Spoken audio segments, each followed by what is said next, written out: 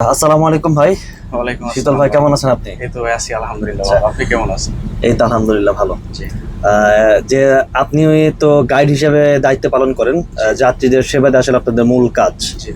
তো এই ক্ষেত্রে কোন ধরনের বিষয়গুলো আসলে যাত্রীদের প্রতি আপনার পরামর্শ থাকবে, বা কোন বিষয়গুলোতে যাত্রীদের কোনো ভুল যদি থাকে বা কোনো ভুল থাকে কিনা, মানে আপনার গাইডিং এর অভিজ্ঞতা থেকে যদি একটু বলেন।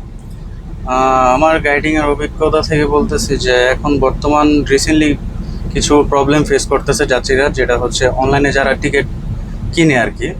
তো ওনারা হচ্ছে সময়টা বুঝে না আর কি, এএম এবং পিএম।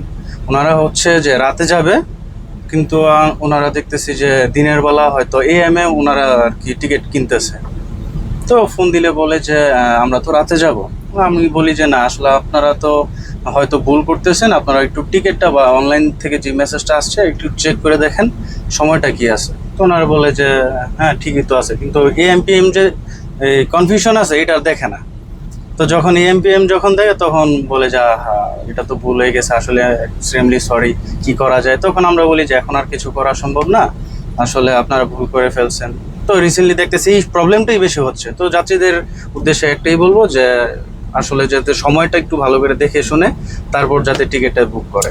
মানে এই বিষয়টা আসলে কিভাবে হয় যে, যেমন 11 PM এও গাড়ি থাকে, আবার 11 AM মানে সকাল 11টার সময় গাড়ি থাকে, রাত 11টার সময় গাড়ি থাকে, এইখানে সময় আর কি পিএম এএম এর মধ্যে কনফিউশন থাকে, কনফিউশনটা বেশি হয়। জি জি জি। বুঝতে তো পারছি। যাত্রীদের বলতেছি যে একটু যাতে সময়টা এএম পিএম এর মধ্যে যাতে একটু ভালো করে দেখে শুনে যাচাই করে যাতে টিকিটটা বুক করে। আচ্ছা, আপনার মানে অভিজ্ঞতা, মানে এরকম কোনো ঘটনা আপনার সাথে ঘটছে কিনা?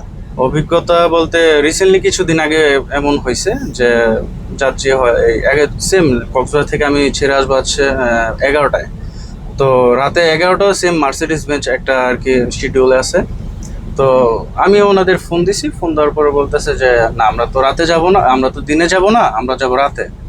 তো বললাম যে না, আসলে আপনাদের টিকিট হয়তো আপনারা ভুল করছেন, দেখেন আপনি একটু যাচাই করে দেখেন, বা আপনার কাছে যে মেসেজটা আছে একটু চেক করে দেখেন।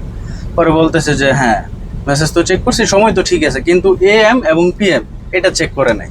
তো অনেকক্ষণ ধরে তর্ক বিতর্ক চলতেছে। তো আমি এক পর্যায়ে বললাম যে আপনার সময়তে দেখেন তো এএম না পিএম।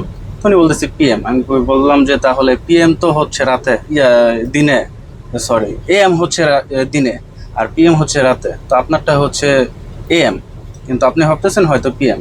আসলে একটু কনফিউশন থাকে, এটা একটু ভালো করে দেখেন। পরে দেখলো যে না, আসলেই যাত্রী ভুল করছে, ওনারা কনফিউশন চলে এএম পিএম নিয়ে। তো এটা নিয়ে আর কি যাত্রী পরে লাস্ট বলতেছে যে না আসলে আমারই ভুল হয়েছে, এখন কি করা যায়। আমি বললাম যে এখন আর কিছু করার নেই, আপনি একটু কাইন্ডলি আমাদের হেড অফিসে কথা বলেন, দেখেন ওনারা কি সিদ্ধান্ত দেয়। তো কথা বলে দেখছে যে এটা আর কিছু করার নেই, এটা যদি 24 ঘন্টা আগে হতো তাহলে কিছু একটা করা যেত, বাট গাড়ি ছাড়ার পর তো এটা আর কোনোভাবেই সম্ভব না।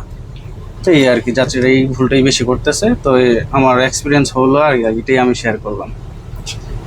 ধন্যবাদ। ধন্যবাদ ভাই।